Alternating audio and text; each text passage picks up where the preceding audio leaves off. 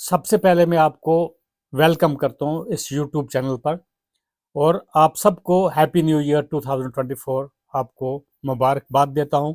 चूँकि इस YouTube channel के थ्रू मैं आपसे ज़्यादा डिस्कस कर सकता हूँ, इंटरेक्ट कर सकता हूँ, हेल्थ रिलेटेड कुछ टिप्स हैं वो बताने की मैं कोशिश करता रहता हूँ और इंशाल्लाह ऐसे ही कंटिन्यू रखने की मैं कोशिश करूँगा।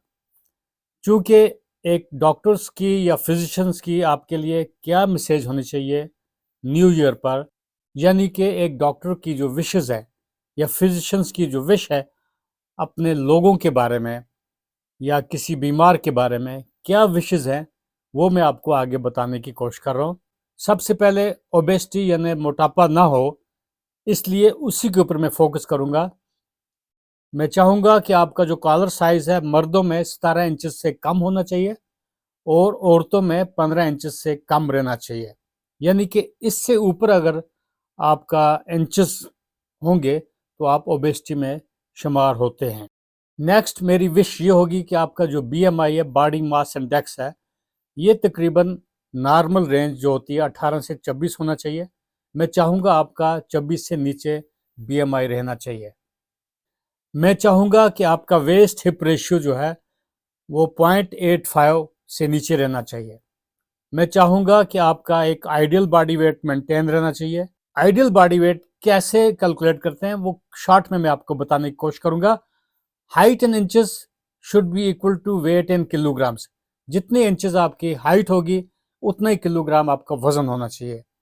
या एक और फार्मूला है, height in centimetres minus 100 should be equal to ideal body wait.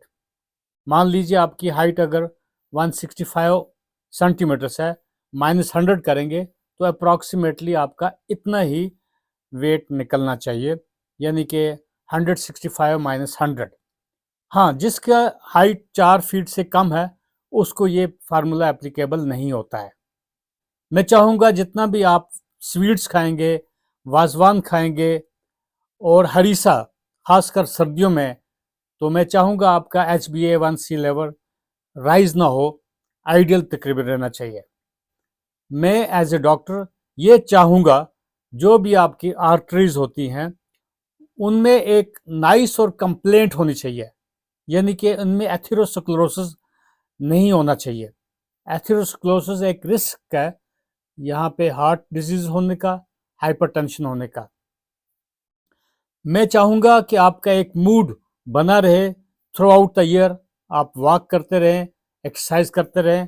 हाँ, पर्टिकुलरली विंटर्स में आप एक्सरसाइज या वॉक जब करेंगे, फिजिबल टेम्परेचर जब होगा, डे टाइम पे अर्ली मॉर्निंग पे ठंड में नहीं निकलेंगे, अपने आप को ठंड से एक्सपोजर से बचाने की कोशिश करेंगे। मैं चाहूँगा जो भी आप एक्सरसाइज वगैरह करते हैं आप इनडोर अपनी लॉबी में, अपने घरों में, वरांडे पे आप वॉक करेंगे। हाँ, अपने आप को fit mind, body and soul रखने की कोशिश करेंगे। मैं चाहूँगा कि आपका जो थायराइड है TSH ये 4 से कम रहना चाहिए। मैं चाहूँगा जो भी आपकी जो बोन्स हैं, क्रीकी बोन्स है, ये खुश रहें, इनको प्योरेस्ट फॉर्म ऑफ मिल्क मिलता रहे, गाय का दूध या गोट का या बफेलो का मिल्क मिलता रहे। मेरी एक विश है आपके लिए कि आपको विटामिन डी एडिक्वेट मिले और इसकी रेंज जो है 40 से नीचे रहना चाहिए, क्योंकि विंटर्स में सनशाइन तो होता नहीं है, इसलिए अल्टरनेटिवली वो चीज़ें, वो ग़िज़ा खाने की कोशिश करनी है। अगर ज़रूरत पड़ेगा सप्लीमेंट्स जो हैं, नैनो शॉट्स वगैरह या कैप्सूल फार्म में, टैबलेट फार्म में, इंजेक्टेबल फार्म्स में है, आपकी लेवल्स मेंटेन रहे।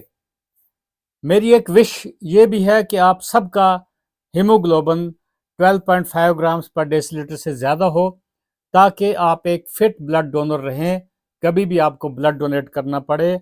क्योंकि criteria for a fit blood donor जो है, हीमोग्लोबिन शुड बी 12.5 ग्राम्स पर डेसीलीटर होना चाहिए, तभी आपको ब्लड बैंक में एक्सेप्ट किया जाएगा, वहाँ आप डोनेट ब्लड कर सकते हैं। मैं आपके लिए ये चाहूँगा कि आपका kidney function test, liver function test, uric acids normal range में रहें। मेरी सबसे अहम विश आपके लिए ये रहेगी कि आपका बीपी जो है, यानी कि ब्लड प्रेशर जो है, आइडियल या नॉर्मल या ऑप्टिमल ब्लड प्रेशर रहना चाहिए, यानी कि एक ऐसी रेंज 110/70 मिलीमीटर ऑफ मर्करी होना चाहिए। मेरी एक ये विश आपके लिए रहेगी कि आपका एलडीएल जो है ये ज़्यादा राइज ना करे, क्योंकि एलडीएल एक रिस्क फैक्टर है हार्ट डिजीज़ का, यानी हाइपरलिपिडीमिया आपका ना हो, और ये एलडीएल 70 से ज़्यादा राइज ना करे, और एचडीएल जो है गुड कोलेस्ट्रॉल वो 50 से ऊपर रहना चाहिए। मेरी आपके लिए एक विश ये भी है कि आपका जो विजन है 6/6 रहना चाहिए, no refractive errors, no astigmatism. Last पे ये विश है, may Allah keep you in best of your health. All the best, खुदा हाफिज, happy new year to all.